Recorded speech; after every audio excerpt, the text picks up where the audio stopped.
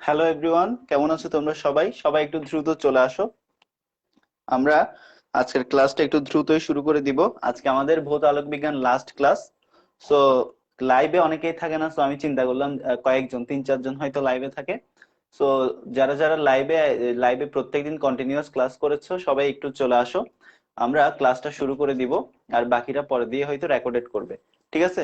So আজকে ভৌত আলোক বিজ্ঞানের লাস্ট লেকচার, আমাদের আলোর অপবর্তনটা পড়লেই শেষ হয়ে যাবে। যারা যারা কোর্সটি করছো, যারা যারা লাইভ করবা, তারা একটু চলে আসো দ্রুত। আর হচ্ছে একটু মেনশন করে দাও, যারা যারা এখনো আসো নাই তোমরা একটু মেনশন করে দাও। সবাই একটু চলে আসো, তাহলে ক্লাসটা শুরু করে দিব। সো যেহেতু আজকে লাস্ট লেকচার, অনেকগুলা পড়া, সো এই জিনিসগুলো লিখে লিখে পড়াইতে গেলে অনেক টাইম লাগবে। সো তাই আমি আগে থেকেই লিখে রাখলাম, সামনের বোর্ডেও কিছুটা লিখেছি, পেছনের বোর্ডেও কিছুটা আমি লিখে দিছি। সো এখন হচ্ছে আমি তোমাদেরকে জিনিসগুলো সব বুঝাই দিব। তো তোমাদের মেইন পড়াটা অ্যাকচুয়ালি গত লেকচারে শেষ হয়ে গেছে, ওখান থেকেই তোমাদের বেসিক্যালি সিকিউ গুলো আসবে। এন্ড তোমরা ওখান থেকে বেশি করে সিকিউ এন্ড ম্যাথমেটিক্যাল প্রবলেম, ম্যাথের ক্লাস তো তোমাদের হবেই। তো তোমরা ম্যাথমেটিক্যাল প্রবলেম গুলা একটু কি করে নিবা, ভালো করে পড়ে নিবা। বিশেষ করে ব্যতিচার, ইয়ং এর দ্বিচির পরীক্ষা, গঠনমূলক ব্যতিচার, ধ্বংসাত্মক ব্যতিচার, তারপর ডোরা প্রস্থ, ডোরা ব্যবধান, কেন্দ্রীয় চরম থেকে এনতম উজ্জ্বল ডোরা বা এনতম অন্ধকার ডোরার মধ্যবর্তী দূরত্ব, এগুলা থেকে আসবে বেসিক্যালি। সো এখানে অপবর্তনটাও তোমাদের সিলেবাসে দিয়ে দিছে, অপবর্তনটাও মোটামুটি ইম্পর্টেন্ট তোমাদের, অপবর্তনটাও মোটামুটি তোমাদের ইম্পর্টেন্ট। সো এটা আসতে পারে। তোমরা যারা যারা আসসালামু আলাইকুম জানিয়েছো, সবাইকে ওয়ালাইকুম আসসালাম। আশা করি সবাই ভালো আছো। তো তোমরা একটু দ্রুত জয়েন হয়ে যাও, একটু দ্রুত জয়েন হয়ে যাও। একটু ফ্রেন্ডদেরকে মেনশন করে দাও যারা যারা কোর্সটি করতেছে। আমি শুরু করে দিব, হ্যাঁ? ওকে।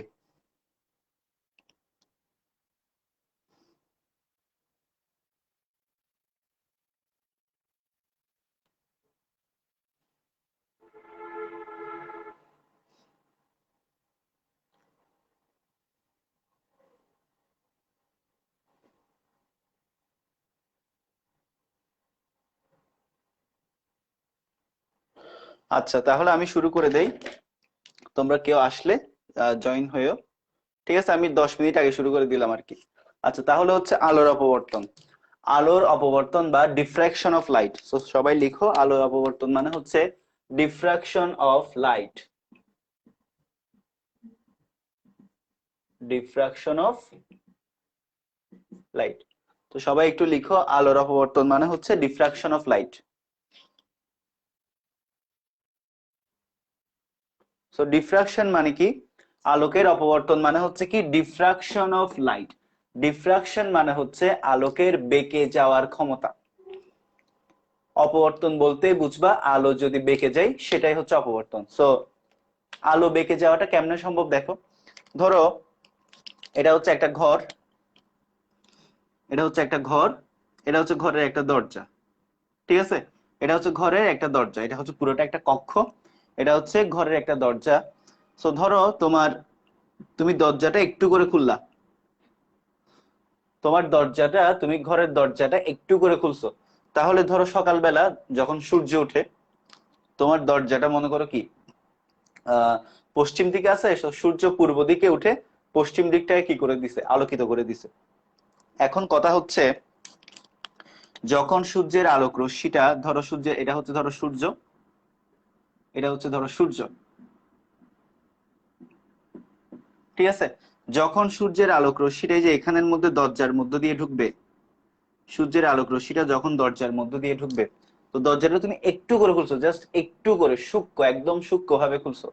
এটা হচ্ছে পুরাটা একটা ঘর, এটা হচ্ছে ঘরের দরজা, তুমি দরজাটা একটু করে ক্ষুদ্র করে খুলছো, তাহলে খুব ক্ষুদ্র একটা ছিদ্রপথ সৃষ্টি হবে না, চিরের মতো অনেক লম্বা একটা দৈর্ঘ্য কিন্তু উপেক্ষণীয় প্রস্থচ্ছেদ। তো তুমি যখন একটা ঘরের দরজা খুলবা, তখন ওই দরজা হালকা করে একটু করে জাস্ট খুলছো তুমি, তাহলে লম্বা একটা সরু ছিদ্রপথ সৃষ্টি হয়েছে। এখন সূর্যের আলোক রশ্মি যদি ওই সরু ছিদ্রপথ দিয়ে ঢুকে, আলোক রশ্মিটা ঢুকার পর সব দিকে কি হবে, সব দিকে বেঁকে যাবে, সব দিকে ছড়াই পড়বে, রাইট? সূর্যের আলোক রশ্মিটা এই সরু ছিদ্রপথ দিয়ে ঢুকে সব দিকে ছড়াই পড়বে। সো এই এই যে সরু ছিদ্রপথটার ভিতর দিয়ে ঢুকছে, ঢুকে সব দিকে যে ছড়াই পড়ছে, এই ছড়াই পড়ার যে কাহিনীটা, এটাই হচ্ছে অপবর্তন। ওকে? সো এই যে সূর্যের আলোক রশ্মিটা একটা প্রতিবন্ধক পাইলো, প্রতিবন্ধক মানে একটা প্রতিবন্ধক হচ্ছে পুরো দেওয়ালটা, পুরো দরজাটা হচ্ছে এখানে প্রতিবন্ধক, এটা হচ্ছে দরজা, ঠিক আছে? এটা হচ্ছে আমাদের একটা দরজা, এটা হচ্ছে একটা দরজা, এই দরজাটা পুরোটাই হচ্ছে কি একটা প্রতিবন্ধক। এই দরজাটা পুরোটাই হচ্ছে একটা প্রতিবন্ধক বা প্রতিবন্ধকতা। সো যখন সে এখানে একটু করে ছিদ্রপথ পাইছে, আলোটা ঢুকে সমগ্র ঘরে ছড়াই গেছে। তুমি দেখবা, তুমি একটা আলোর সোর্সের সামনে, ধরো তোমার ঘরের সামনে একটা আলোকের সোর্স আছে, ঘরের সামনে আলোকের সোর্স কি হইতে পারে, হইতে পারে সেটা সূর্য।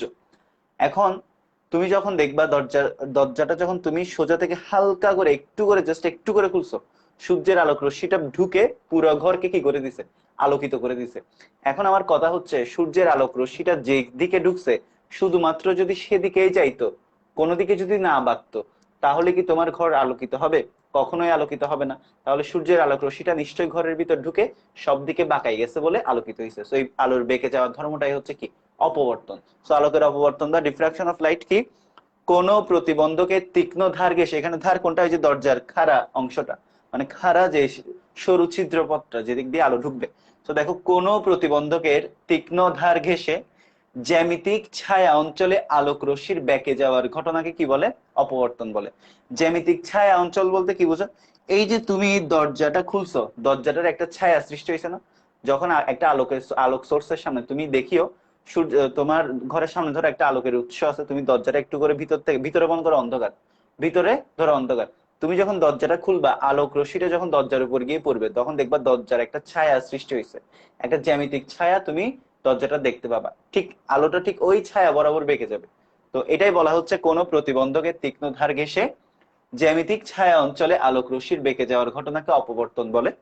এন্ড আরেকটা গুরুত্বপূর্ণ ইনফরমেশন হলো, আলোর তরঙ্গ ধর্ম দিয়ে অপবর্তন ব্যাখ্যা করা যায়। বিকজ আলোক রশ্মিটা যে এখানে আসতেছে, আলোক রশ্মিটা যে আসে, এটা অ্যাকচুয়ালি কিভাবে আসে?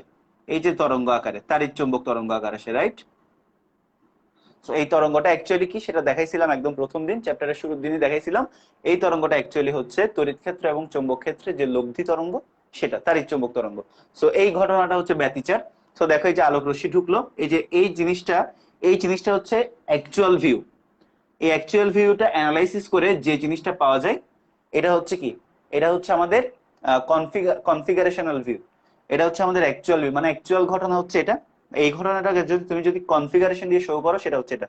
ধরো এটা একটা সরু ছিদ্রপথ, এটা একটা সরু ছিদ্রপথ, চির আর কি, চির, একক চির, সরু ছিদ্রপথ। তো এই দুইটা চিরের মধ্যবর্তী দূরত্ব হচ্ছে এ। এই দুইটা চিরের মধ্যবর্তী দূরত্ব কত? এ। এখন আলোক রশ্মি ধরো সোজা গেল, সোজা গিয়ে সে কোনো একটা প্রতিবন্ধকতার কারণে, ধরো ওই জায়গায় দরজাটা একটু বাঁকা করেছিল, এই জায়গায় যে ঘটনাটা ঘটতেছে এটা একটু বাঁকা করেছিল, তো আলোক রশ্মিটা দেখো এভাবে বেঁকে গেছে। যে কোনো প্রতিবন্ধকতার কারণে, প্রতিবন্ধকতাটা কি আমাদের ম্যাটার করতেছে না, আমরা যেহেতু বুঝে গেছি যে আলোর বেঁকে যাওয়ার ধর্মই ব্যতিচার, তো আমরা ধরে নিব আলোক রশ্মিটা কি হয়েছে, বেঁকে গেছে। এখন কোন দিকে বাঁকছে?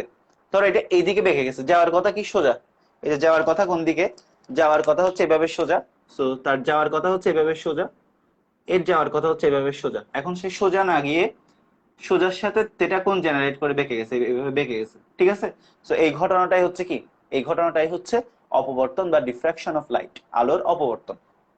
সো ওখানে এ হচ্ছে কি, এ হচ্ছে চিরের প্রস্থ, মানে এই যে দুইটা চির, এই দুইটা চিরের টোটাল প্রস্থটাই হচ্ছে কি এ।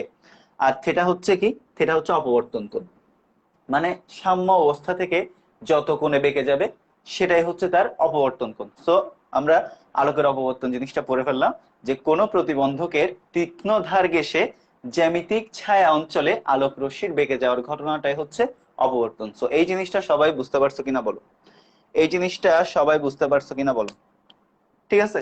এই জিনিসটা সবাই বুঝতে পারছো কিনা বলো, আলোর অপবর্তন জাস্ট আলোক রশ্মিটা ঢুকছে, একটা দরজার মধ্যে পড়ছে, দরজার একটা সরু ছিদ্রপথ পাইছে, ছিদ্রপথ পেয়ে বেঁকে গেছে, এই ঘটনাটাই হচ্ছে অপবর্তন।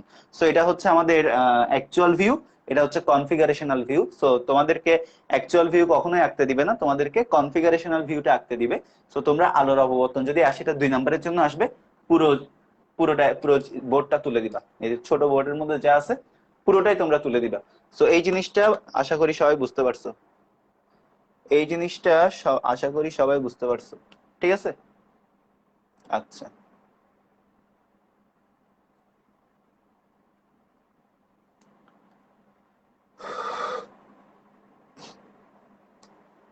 সবাই আশা করি এই জিনিসটা বুঝতে পারছো। এখন আলোর অপবর্তনটা দুই ধরনের, একটা হচ্ছে ফ্রেনেল অপবর্তন আর একটা হচ্ছে ফ্রনহপার অপবর্তন। সো আমরা এখন দেখবো অপবর্তনের টাইপ। এখন আমরা কি দেখবো, এখন আমরা হচ্ছে অপবর্তনের টাইপ দেখবো, একটা হচ্ছে ফ্রেনেল অপবর্তন আর একটা হচ্ছে কি ফ্রনহপার অপবর্তন, ঠিক আছে। আচ্ছা, আশা করি সবাই বুঝতে পারছো। ওকে,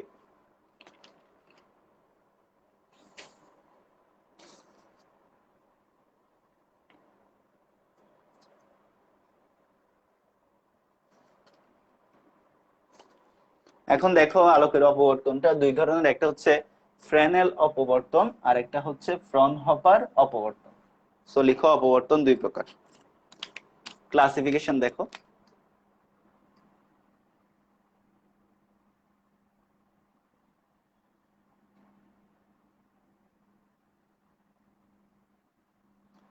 একটা হচ্ছে ফ্রেনেল অপবর্তন আর একটা হচ্ছে ফ্রনহপার অপবর্তন। ওকে, ফ্রেনল শ্রেণী অপবর্তন,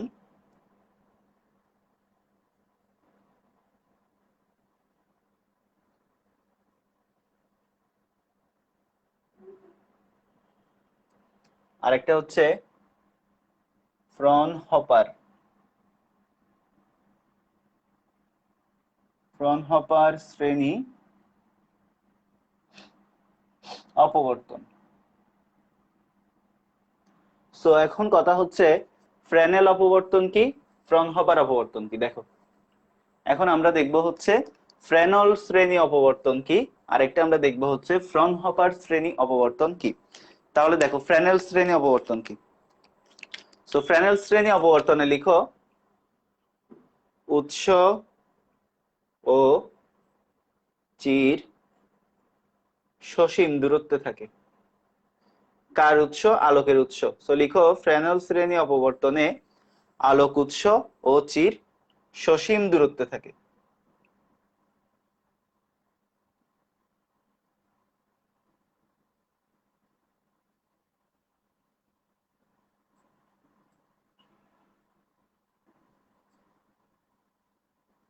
আর যেটা ফ্রনহপার শ্রেণী অপবর্তন, সেখানে আলোক উৎস আর চির অসীম দূরত্বে থাকবে। তাহলে লিখো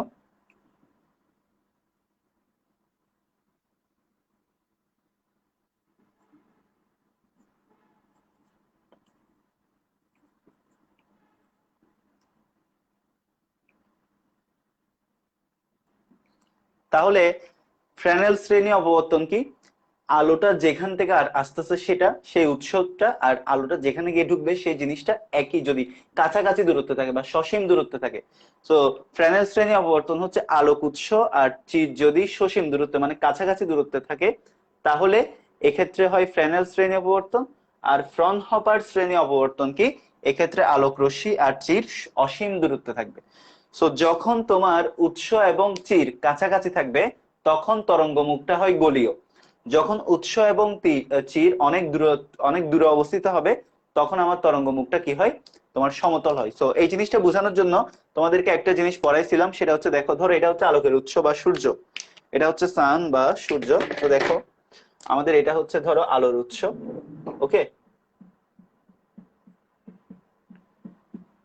এটা হচ্ছে ধরো আলোর উৎস।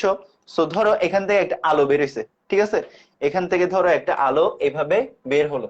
সো আলোটার এই যে একটা তরঙ্গ মেনটেন করবে, সেই তরঙ্গটা যদি আমরা তরঙ্গ মুখগুলো দেখি, এটা হচ্ছে কি উৎস, এটা হচ্ছে উৎস, লিখে রাখো, এটা হচ্ছে কি উৎস বা সোর্স। সো ভালো করে দেখো, ভালো করে দেখো, যখন এখান থেকে আলো তরঙ্গ আকারে বের হবে তখন তরঙ্গ মুখটা প্রথমে থাকবে গলীয়। প্রথমে কি থাকবে? একদম গলীয় থাকবে না? প্রথমে একদম গলীয় থাকবে, এরপর আস্তে আস্তে গোলটা কি হতে থাকবে? গোলটা আস্তে আস্তে এরপরে কি সমতল হয়ে যাবে। গোলটা আস্তে আস্তে সমতল, আস্তে আস্তে কি হয়ে যাবে? আস্তে আস্তে একদম সমতল হয়ে যাবে। একটা পর্যায়ে গিয়ে এরকম কি পাবা? তুমি স্ট্রেট লাইন পাবা। তাহলে দেখো উৎস যখন কাছাকাছি ছিল তখন আমার তরঙ্গ মুখ হচ্ছে গোলীয়। তো উৎসের সাথে এই তরঙ্গ মুখটা হচ্ছে সসীম দূরত্বে মানে কাছাকাছি দূরত্বে।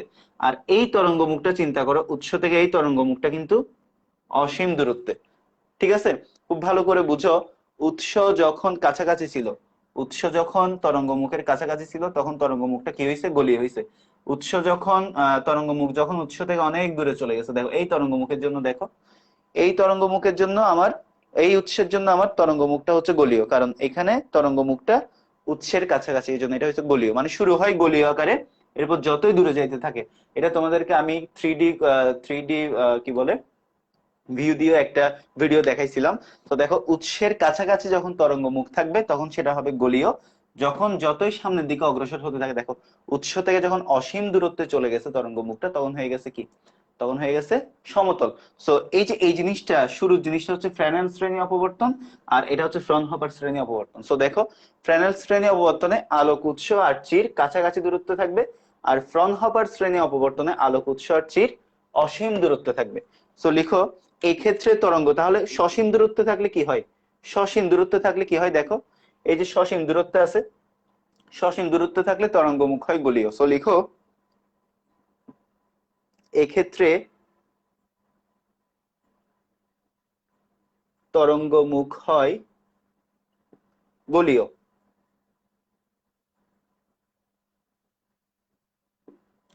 এক্ষেত্রে তরঙ্গ মুখ হয় গোলীয়। ফ্রনহপার শ্রেণী অপবর্তনে লিখো এক্ষেত্রে, দেখো ফ্রনহপার শ্রেণী অপবর্তন মানে যখন উৎস আর চির অনেক দূরত্বে অবস্থিত হবে, অসীম দূরত্বে। সো অসীম দূরত্বে হইলে তরঙ্গমুখ কি হয়ে গেছে? সমতল হয়ে গেছে। সো লিখো এই ক্ষেত্রে তরঙ্গমুখ হয় সমতল। এই ক্ষেত্রে তরঙ্গমুখ হয় সমতল। সো এই জিনিসগুলা সবাই বুঝতে পারছো কিনা জানো? এই জিনিসগুলো সবাই বুঝতে পারছো কিনা জানাও। এই ক্ষেত্রে তরঙ্গমুখ হয় সমতল। তো এই জিনিসগুলো সবাই বুঝতে পারলে আমাদের এই বোর্ডের কাজ শেষ।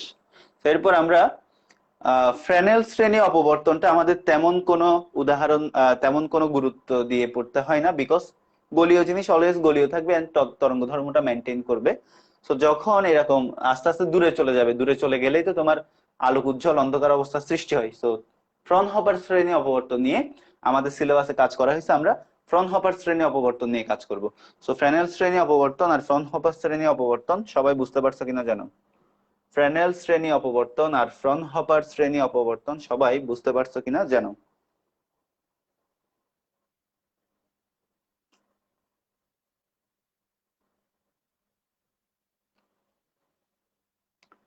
ওকে, আশা করি সবাই বুঝতে পারছো। সো এখন আমরা এই জিনিসটা নিয়ে আলোচনা করব। এখন আমরা হচ্ছে ফ্রনহপার শ্রেণী অপবর্তন নিয়ে আলোচনা করব। সো তোমরা নেক্সট বোর্ডে চলে যাও। নেক্সট বোর্ডে আমরা চলে যাই, আমরা বোর্ডটা একটু শিফট করে ফেলি নেক্সট বোর্ড। তাহলে দেখো, ওকে,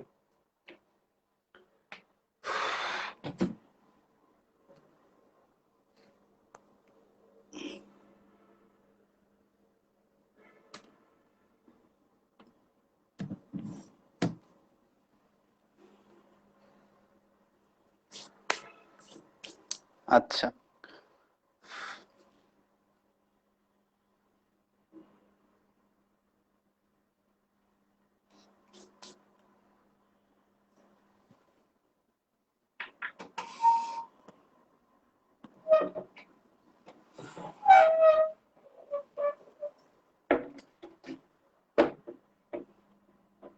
ওকে। তাহলে এখন আমরা চলে আসলাম নেক্সট বোর্ডে। তাহলে দেখো আমাদের নেক্সট বোর্ডের পড়াগুলো কিন্তু খুবই গুরুত্বপূর্ণ। আমাদের নেক্সট বোর্ডের পড়াগুলো কিন্তু খুবই গুরুত্বপূর্ণ। আমরা এখন দেখবো হচ্ছে ফ্রনহপার শ্রেণী অপবর্তন। তো তার জন্য তোমাদেরকে এই কনফিগারেশনটা খুব ভালো করে বুঝতে হবে, ঠিক আছে? আমরা এখন দেখবো হচ্ছে ফ্রনহপার শ্রেণী অপবর্তন। এটার জন্য আমাদের কি করতে হবে, এই কনফিগারেশনটা খুব ভালো করে বুঝতে হবে। সো দেখো এখানে কি কি হচ্ছে। আচ্ছা, একটু দেখি লাইভ কি আটকে গেছে। আচ্ছা, না লাইভ আটকায় নাই, লাইভ ঠিক আছে। ওকে, তাহলে এখানে এখন আমরা কি কি হচ্ছে এই জিনিসগুলো দেখবো। সো দেখো এখানে ওই যে আমরা ব্যতিচার পরীক্ষা, ইয়ং এর দ্বিচির পরীক্ষা ঘটানোর সময় যে জিনিসটা করছিলাম, এক্সাক্ট এখানেও সেম জিনিসগুলাই হচ্ছে। দেখো এখানে দুইটা চির, এটা একটা চির, এটা একটা চির, এদিক দিয়ে আলো আসছিল, এটা হচ্ছে একটা পর্দা। সো এটা হচ্ছে কি, এটা হচ্ছে একটা পর্দা, এটা হচ্ছে একটা পর্দা, পর্দা। সো দুইটা চিরের মধ্যবর্তী দূরত্ব হচ্ছে এ। ভালো করে দেখো এখানে আমাদের দুইটা চিরের মধ্যবর্তী দূরত্ব হচ্ছে এ। সো আলো আসছে, এসে বেঁকে গেছে, আলো আসছে এসে বেঁকে গিয়ে এই যে পি বিন্দুতে একটা কন্ডিশন সৃষ্টি করছে। পি বিন্দুতে এটা হইতে পারে উজ্জ্বল বিন্দু, হইতে পারে অন্ধকার বিন্দু। সো অপবর্তনের ক্ষেত্রে এই প্রমাণগুলা তোমাদের লাগবে না, লাস্টে গিয়ে সূত্রটাই লাগবে। তাও তোমরা বেসিকটা শিখে রাখো, এটা তোমাদের সূত্র দিয়ে তোমরা ম্যাথ করলেও তোমাদের অ্যাডমিশন টেস্ট এটা লাগবে। সো তাই আমি তোমাদেরকে প্রমাণটা দেখাচ্ছি, যদিও তোমাদের প্রমাণটা লাগে না, তারপরেও তোমরা নিয়মটা একটু শিখে রাখো। সো দেখো এখানে কি হচ্ছে, এই যে আলো আসতেছে, আলো এসে বেঁকে গেছে, এই যে এইভাবে বেঁকে গেছে। দেখো আলোটা এসে এই যে বেঁকে গেল, বেঁকে গিয়ে এদিকে বেঁকে গেছে, এটা এদিকে সেদিকে বেঁকে গেছে, বেঁকে গিয়ে পি বিন্দুতে একটা আলোক অবস্থা অথবা একটা অন্ধকার অবস্থার সৃষ্টি করবে। পি বিন্দুতে হয়তো একটা আলোক অবস্থার সৃষ্টি করবে, এই যে পি বিন্দুটাতে হয়তো একটা আলোক অবস্থার সৃষ্টি করবে, না হলে একটা অন্ধকার অবস্থার সৃষ্টি করবে। পি বিন্দুতে দেখো, এই যে পি বিন্দুতে এই যে আলোটা আসলো বেঁকে গেছে, আলো আসলো বেঁকে গেছে, বেঁকে গিয়ে এইভাবে দুইটা একসাথে ইন্টারসেক্ট করে পি বিন্দুতে মিলিত হয়েছে। তো পি বিন্দুতে হয়তো আলোক অবস্থা অথবা অন্ধকার অবস্থা সৃষ্টি করবে। এখন কথা হচ্ছে আলোগুলো যদি একদম সোজাসুজি আসতো, আলোগুলো যদি একদম সোজাসুজি আসতো, সোজাসুজি সোজাসুজি একদম সোজাসুজি আসছে, আলোগুলো যদি একদম এরকম সোজাসুজি আসতো, এসে যদি কোনো পথ পার্থক্য ছাড়া সমান পথ পার্থক্যে যদি একটা পয়েন্ট গঠন করত, তখন সেখানে আলোকের উজ্জ্বলতাটা সর্বাধিক হতো। আলো যদি বেঁকে না যাইতো, আলো যে সোর্স থেকে আসছে, ভালো করে কথাটা বুঝো, আলো যে সোর্স থেকে আসছে, আলো যে সোর্স থেকে আসছে সেটা যদি, আলো যে সোর্স থেকে আসছে সেই সোর্স থেকে আলোটা আসার পর যদি বেঁকে না যাইতো, আলো যে সোর্স থেকে আসছে সেই সোর্স থেকে আসার পর আলো যদি বেঁকে না যাইতো, তাহলে সে যদি সোজা যাইতো, তাহলে এই যে ও বিন্দুতে আলোকের উজ্জ্বলতাটা হতো সবচাইতে বেশি। তো এই ও বিন্দুকে বলা হচ্ছে কেন্দ্রীয় চরম, যেটা আমরা ব্যতিচারেও সেম ঘটনাটাই দেখছিলাম। একদম সোজা গেলে যা গঠিত হবে সেটা হচ্ছে কেন্দ্রীয় চরম, ঠিক আছে? তো এই জিনিসটা আশা করি সবাই বুঝতে পারছো। তারপর দেখো আলোটা যাওয়ার কথা এদিকে, গেছে এদিকে, তাহলে থিটা কোণে বেঁকে গেছে। আলো যাওয়ার কথা সোজা, গেছে বাঁকা করে, থিটা কোণে বেঁকে গেছে। তো দেখো এই পয়েন্ট থেকে আমি যদি এক মধ্যবিন্দু বরাবর একটা লাইন টানি, তো এই লাইনটাও কিন্তু আমার সাম্য অবস্থার সাথে থিটা কোণ জেনারেট করে। তো এই থিটা কোণগুলা হচ্ছে আমাদের অপবর্তন কোণ, এই থিটা কোণগুলো আমাদের অপবর্তন কোণ। আশা করি সবাই বুঝতে পারছো, এই থিটা কোণগুলো হচ্ছে আমাদের অপবর্তন কোণ। তো এই কোণটাও কিন্তু থিটা, এই কোণগুলো থিটা হইলে এই কোণটাও থিটা, সেটা হচ্ছে নিউটনিয়ান মেকানিক্স দিয়ে প্রমাণ করা যায়। সো এখানে নিউটনিয়ান মেকানিক্স দিয়ে আনত তল প্রমাণ করতে হবে না, আশা করি তোমরা আনত তল বুঝো। সো এই হচ্ছে থিটা, এই কোণগুলো যদি থিটা হয় তাহলে এই কোণটাও কি হবে, থিটা হবে। এখন কথা হচ্ছে, এখন এখানে কি কি দিছে দেখো, এখন আমরা হচ্ছে এই দুইটা তরঙ্গ নিয়ে একটু কাজ করব, ঠিক আছে? যে দুইটা তরঙ্গের উপর আমরা টিক চিহ্ন দিলাম, যে দুইটা তরঙ্গের উপর আমরা টিক চিহ্ন দিলাম, সেই দুইটা তরঙ্গ নিয়ে আমরা আলোচনা করব। সো তরঙ্গ দুইটা, ভালো করে দেখো, তরঙ্গ দুইটা কিন্তু একই দূরত্ব অতিক্রম করে নাই ব্যতিচারের মতো। এখানে কিন্তু তরঙ্গ দুইটা একই দূরত্ব অতিক্রম করছে। দেখো এখান থেকে এসে এতটুকু, এখান থেকে গিয়ে এতটুকু, একই দূরত্ব অতিক্রম করছে। বাট যখন বাঁকা হয়ে গেছে, বাঁকা হয়ে গেছে, এটা যতটুকু দূরত্ব অতিক্রম করছে এটা কিন্তু তার চাইতে বেশি দূরত্ব অতিক্রম করছে। জিনিসটা যদি ক্লিয়ার না হয় এখানে একটু দেখো, জিনিসটা যদি তোমাদের ক্লিয়ার না হয়, এই যে এখানে জায়গা আছে, এখানে একটু দেখাই। ধরো এটা একটা রাস্তা, এটা আরেকটা রাস্তা, এখান থেকে এই যে এটা একটা পয়েন্ট, এটা ধরো একটা ফিক্সড পয়েন্ট, ঠিক আছে? এটা ধরো একটা ফিক্সড পয়েন্ট। এখন এখান থেকে একটা আলো এখানে গেল, আরেকটা আলো এই যে এইভাবে গেল, ঠিক আছে? এখন বলো, এটা এটা হচ্ছে এ, এটা হচ্ছে ও, এটা হচ্ছে বি। এখন বলো ও এ আর ও বি কি সমান? ও এ আর ও বি কি সমান হবে? সোজা গেলে সমান হইতো। এখানে দেখো, এই যে এ বিন্দু থেকে একটা আলো ও বিন্দুতে গিয়ে মিলিত হলো, বি বিন্দু থেকে একটা আলো ও বিন্দুতে গিয়ে মিলিত হলো। এখন দেখো তো ও এ আর ও বি সমান কিনা অসমান? এখানে দেখা যাচ্ছে ও বিটা একটু বড় আর ও এটা হচ্ছে একটু ছোট, তাহলে ও এ আর ও বি হচ্ছে কি অসমান। কথাটা বুঝতে পারছো? এখানে যে ঘটনাটা ঘটছে এখানেও কিন্তু ঠিক সেম ঘটনাটাই ঘটছে। এই যে এখান থেকে যে আলোটা গেছে, এখান থেকে যাওয়ার সময় আলোটা যে দূরত্ব অতিক্রম করছে, এখান থেকে যাওয়ার সময় আরো বেশি দূরত্ব অতিক্রম করছে। ভালো করে বুঝো, এ বিন্দু থেকে আলোটা যাওয়ার সময় যে পথ অতিক্রম করছে পি বিন্দুতে আসতে, বি বিন্দু থেকে আলোটা যাওয়ার সময় পি বিন্দুতে আসতে তার চাইতে বেশি পথ অতিক্রম করছে। আশা করি কথাটা বুঝতে পারছো।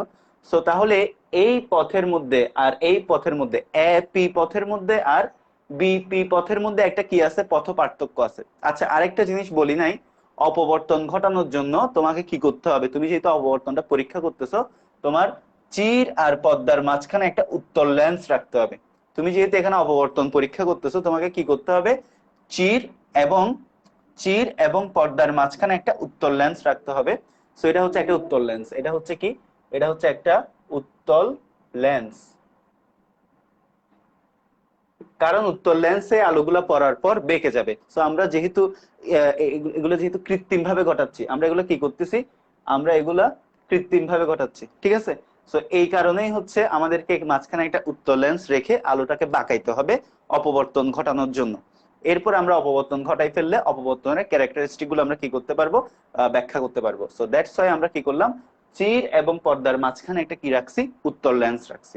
আচ্ছা তাহলে এখন দেখো, তাহলে এপি আর বিপি, এপি আর বিপি যেহেতু একই পথ না, কারণ দেখো এই যে ও এ আর ও বি কি একই পথ না? সেম ভাবে এপি আর বিপি কিন্তু একই পথ না। তো এখানে আমরা দেখতে পাচ্ছি এ থেকে পি তে যাইতে যে দূরত্ব অতিক্রম করছে, বি থেকে পি তে যাইতে তার চাইতেও বেশি দূরত্ব কিন্তু অতিক্রম করছে। তাহলে এখন আমি কি করলাম, এ বিন্দু থেকে বিপি এর উপর একটা লম্ব টানলাম এসি। ভালো করে দেখো, এ বিন্দু থেকে, এ বিন্দু থেকে আমি কি করছি দেখো, এ বিন্দু থেকে বিপি এর উপর আমি একটা লম্ব টানছি এসি। এসিটা এমন ভাবে টানছি যেন এ থেকে পি এর দূরত্ব সি থেকে পি এর দূরত্ব কি হয়ে যায়, সমান হয়ে যায়।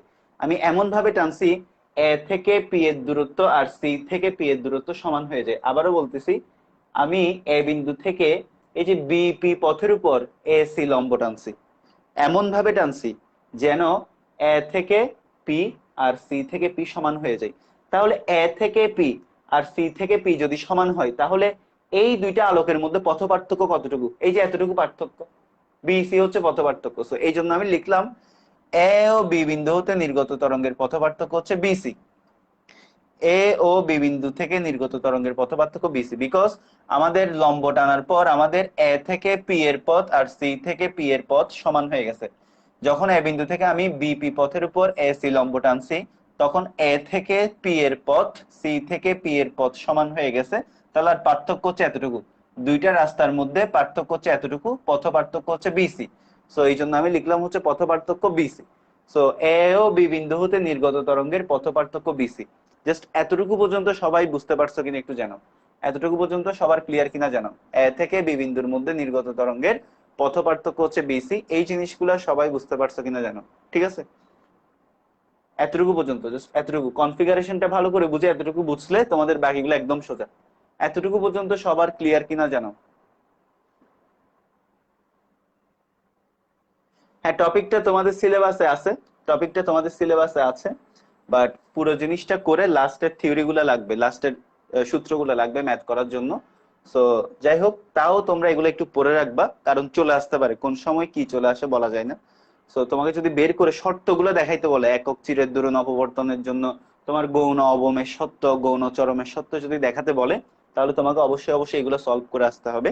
তো দ্যাটস ওয়াই আমি এগুলা দেখাই দিচ্ছি। তাহলে দেখো এই হচ্ছে অবস্থা। তাহলে এখন আমরা এই যে বিসি পর্যন্ত বের করলাম, তাহলে আমরা দেখতে পাচ্ছি এই যে এপি আর বিপি পথের মধ্যে যে পথ পার্থক্য, এই পথ পার্থক্যটা হচ্ছে কত, বিসি। এপি আর বিপি পথের মধ্যে পথ পার্থক্য হচ্ছে কত, বিসি। তাহলে এখন দেখো আমরা এই ত্রিভুজটা যদি ধরি, এ বি সি ত্রিভুজটা যদি ধরি, তাহলে এখান থেকে সাইন থিটা সমান কি পাবো, লম্ব বাই অতিভুজ। এবিসি ত্রিভুজ ধরলে সাইন থিটা সমান লম্ব বাই অতিভুজ, তো লম্ব হচ্ছে বিসি আর অতিভুজ হচ্ছে এবি।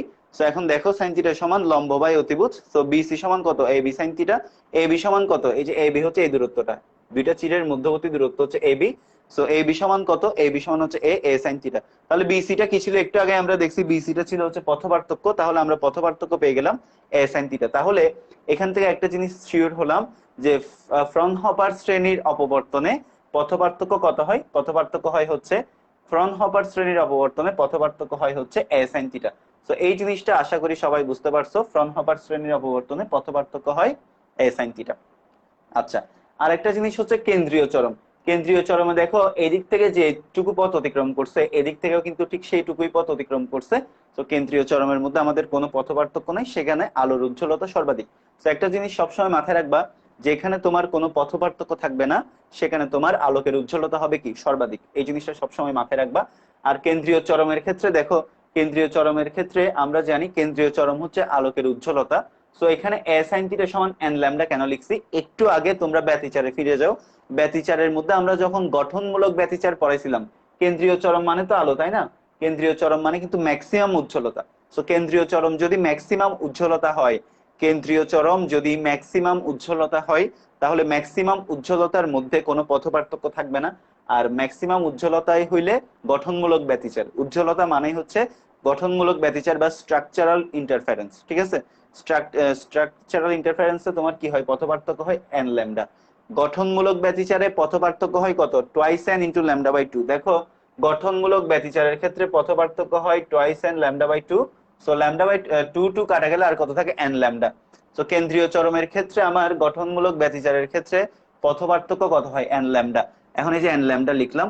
সো কেন্দ্রীয় চরমের ক্ষেত্রে সবসময় মাথায় রাখবা এন ইকুয়াল জিরো থেকে শুরু হয়। এই যে এখান থেকে 0, 1, 2, 3, 4 এভাবে শুরু হয়। কেন্দ্রীয় চরম হচ্ছে সব সময় কত, 0। কেন্দ্রীয় চরমে এন এর মান হচ্ছে সবচাইতে 0।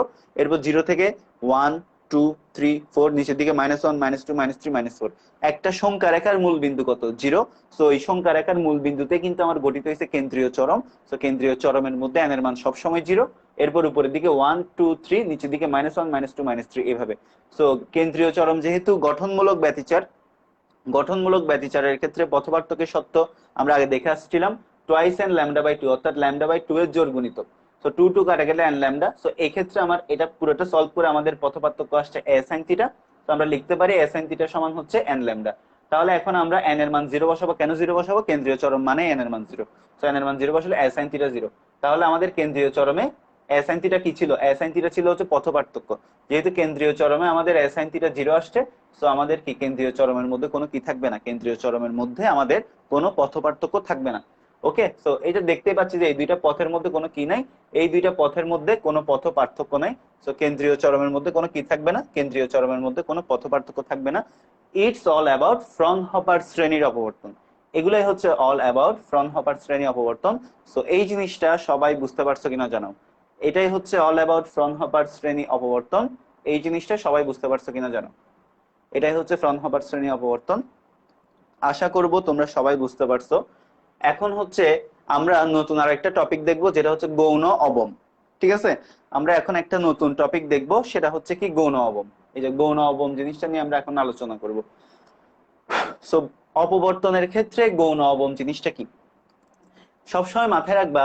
ব্যতিচারের ক্ষেত্রে যেটা হয়েছিল তোমার তোমার অন্ধকার বিন্দু বা শ্যাডো, লাইটের অপোজিট যেটা, ব্যতিচারের ক্ষেত্রে যেটা হয়েছিল ধ্বংসাত্মক ব্যতিচার বা শ্যাডো বা অন্ধকার, গৌণ অবমের ক্ষেত্রে সেটাই অপবর্তনের ক্ষেত্রে সেটাই হচ্ছে কি গৌণ গৌণ অবম। ঠিক আছে, আবার বলতেছি, ব্যতিচারের ক্ষেত্রে যেটা হয়েছিল অন্ধকার পয়েন্ট, অপবর্তনের ক্ষেত্রে সেটা হচ্ছে গৌণ অবম। আর ব্যতিচারের ক্ষেত্রে যেটা হয়েছিল আলোক উজ্জ্বল বিন্দু বা গঠনমূলক ব্যতিচার, অপবর্তনের ক্ষেত্রে সেটা হচ্ছে গৌণ চরম। সো অপবর্তনে যেটা গৌণ অবম, ব্যতিচারে সেটা অন্ধকার বিন্দু, অপবর্তনে যেটা গৌণ চরম, ব্যতিচারে সেটা আলোক বিন্দু। এই জিনিসগুলো একটু মাথায় রাখতে হবে, ঠিক আছে? এই জিনিসগুলো একটু মাথায় রাখতে হবে। তাহলে এখন দেখো লাইভেই দেখতে পাচ্ছি শুধুমাত্র 2 জন। সো আমি আর বুঝছো নাকি বুঝো নাই জিজ্ঞেস করব না, আমি পুরোটা পড়াই দিয়ে যাব। এরপর হচ্ছে তোমরা ক্লাস শেষে যারা যারা অনেকেই দেখো লাইভ, তো তখন তোমরা লাইভ দেখে নিবা, এতে করে আমার একটা জিনিস 3-4 বার করে বোঝানো লাগতেছে না, ঠিক আছে? তাহলে দেখো, তাহলে এখন আমরা গৌণ অবম নিয়ে কাজ করব। তাহলে আমরা গৌণ অবমে কি পাবো? গৌণ অবমে আমরা হচ্ছে অন্ধকার বিন্দু পাবো। গৌণ অবমে আমরা অন্ধকার বিন্দু পাবো। সো গৌণ অবমটা আমরা এই চিত্র দিয়েই ব্যাখ্যা করব। গৌণ অবমটা আমরা এই চিত্রটা দিয়েই ব্যাখ্যা করব। সো দেখো, আমরা গৌণ অবমটা এই চিত্রটা দিয়েই ব্যাখ্যা করব। তাহলে দেখো, সো একটা জিনিস আগে ধরে নিবা, প্রথম গৌণ অবম পি বিন্দুতে হবে। তাহলে দেখো, এটা ছিল একটা উজ্জ্বল বিন্দু ও বিন্দুতে, কি ছিল এটা? এটা হচ্ছে একটা উজ্জ্বল বিন্দু। সো উজ্জ্বল বিন্দুর পরের অবস্থাটা কি হবে? অবশ্যই অন্ধকার বিন্দু হবে। তো এই পি বিন্দুতে আমরা ধরে নিলাম কি সৃষ্টি হয়েছে? একটা অন্ধকার। উজ্জ্বলের উপরেরটাও অন্ধকার, উজ্জ্বলের নিচেরটাও অন্ধকার, কারণ আমরা ব্যতিচার ঝালক যখন পড়ছিলাম তখন আমরা দেখছি যে উজ্জ্বলের উপরেরটা অন্ধকার, উজ্জ্বলের নিচেরটা মানে এক পর পর একটা উজ্জ্বল একটা অন্ধকার, একটা উজ্জ্বল একটা অন্ধকার।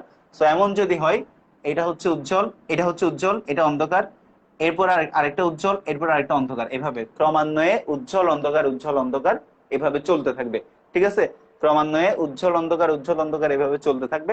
তাহলে এখন কথা হচ্ছে দেখো, এটা যদি উজ্জ্বল হয় তাহলে এটা হবে অন্ধকার। তাহলে এটাই হচ্ছে আমাদের কি?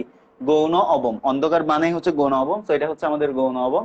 তাহলে এখন দেখো, প্রথম গৌণ, এটা হচ্ছে কেন্দ্রীয় চরম, কেন্দ্রীয় চরম থেকে এটা হচ্ছে প্রথম গৌণ অবম। তাহলে প্রথম গৌণ অবম পি বিন্দুতে গঠিত হবে। কেন্দ্রীয় চরম থেকে প্রথম গৌণ অবম, প্রথম গৌণ অবমের জন্য n এর মান কত? 1। প্রথম গৌণ অবমের জন্য n এর মান কত? 1। তো এখন আমার এই ক্ষেত্রে পথপার্থক্য কত ছিল? a sin θ equal n lambda. তাহলে a sin θ ইকুয়াল যদি n ল্যামডা হয়, তাহলে দেখো a sin θ ইকুয়াল কত? n lambda, right?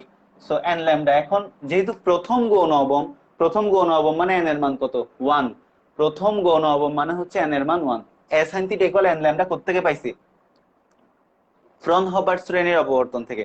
আমরা ফ্রনহফার শ্রেণীর অপবর্তন থেকে অলরেডি পেয়ে গেছি যে পথপার্থক্য কত? a sin θ। এখন আমরা যখন গৌণ অবম নিয়ে আলোচনা করব, তখন আমরা দেখতেছি a sin θ সমান n ল্যামডা। সো যেহেতু প্রথম গৌণ অবম, তাহলে n এর মান কত হবে? এখানে 1 হবে। প্রথম গৌণ অবম যেহেতু n এর মান হবে 1, 1 ইন্টু ল্যামডা। এখন আমরা কি করব? এই যে ল্যামডাকে আমি 2 ইন্টু ল্যামডা বাই 2 লিখতেই পারি, কোনো সমস্যা নেই। ল্যামডাকে আমি কি করতে পারি? 2 ইন্টু ল্যামডা বাই 2 লিখতে পারি। তাহলে এখানে দেখো, আমরা এতটুকু পর্যন্ত আসলাম, 2 ইন্টু ল্যামডা বাই 2 পর্যন্ত আসলাম। তাহলে এখন দেখো ল্যামডা বাই 2 এর সহগ কত? এখানে ল্যামডা বাই 2 এর সহগ হচ্ছে 2। সো সব সময় মাথায় রাখবা, আমরা যদি এই জিনিসটা ব্যাখ্যা করতে চাই, তাহলে ল্যামডা বাই 2 এর সহগ যত, চিরকে আমরা ভাগ করব ঠিক তত ভাগে। ল্যামডা বাই 2 এর সহগ এখানে 2, তাহলে আমাদের এই যে a b হচ্ছে চির, এই চিরকে আমরা 2 ভাগে ভাগ করব। আবার বলতেছি, এখানে আমাদের a sin θ সমান আসছে 2 ইন্টু ল্যামডা বাই 2। সো এখানে আমাদের ল্যামডা বাই 2 এর সহগ হচ্ছে 2, ঠিক আছে? ল্যামডা বাই 2 এর সহগ হচ্ছে 2। সো সব সময় মাথায় রাখবা, এই জিনিসটা যদি আমাদেরকে ব্যাখ্যা করতে হয়, এই জিনিসটা যদি আমাদেরকে ব্যাখ্যা করতে হয়, তাহলে সব সময় মাথায় রাখতে হবে ল্যামডা বাই 2 এর সহগ যত, আমরা এই চিরটাকে ভাগ করব ঠিক তত ভাগে। সো এখানে ল্যামডা বাই 2 এর সহগ হচ্ছে 2। সো এই জন্য আমরা চিরটাকে দেখো, এই যে 1 ভাগ 2 ভাগ, 2 ভাগে ভাগ করলাম, এটা একটা ভাগ, এটা একটা ভাগ, আমরা 2 ভাগে চিরকে কি করে নিলাম? ভাগ করে নিলাম। বিকজ এখানে ল্যামডা বাই 2 এর সহগ হচ্ছে 2, সো চিরকে আমরা ভাগ করছি 2 ভাগে, ঠিক আছে? ল্যামডা বাই 2 এর সহগ যত, চিরকে আমরা ঠিক তত ভাগে ভাগ করে নিছি। এবার দেখো এ বি সি আর A D C. So A B C কোনটা? দেখো, এই যে দেখো এ বি সি আর একটা হচ্ছে এ ডি ই, ঠিক আছে? এই দুইটা হচ্ছে সদৃশকোণী ত্রিভুজ।